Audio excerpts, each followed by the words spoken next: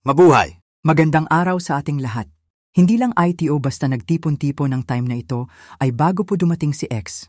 President Duterte, tayo ay nagkaisa bilang isang matatag na puwersa ng pagmamahal at suporta. Nandito tayo dahil sa isang tao, isang leader, na kailanman ay hindi tayo tinalikuran, isang leader na buong tapang, buong puso, at buong lakas na naglingkod sa sambayanang Pilipino. At gaya ng pagsuporta niya sa atin noon, ngayon naman ay tayo ang nandito para sa kanya. Sa panahong puno ng pangamba at pagsubok, isang bagay ang hindi magbabago. Ang ating katapatan, ang ating pasasalamat, at ang ating matibay na suporta para sa nag-iisa at minamahal nating Pangulong, Rodrigo Duterte. Tumingin kayo sa inyong paligid.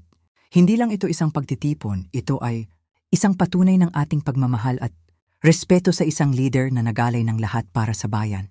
Nandito tayo para iparamdam sa kanya na hindi siya nag-iisa. Na ang mga taong sumuporta sa kanya noon ay nandito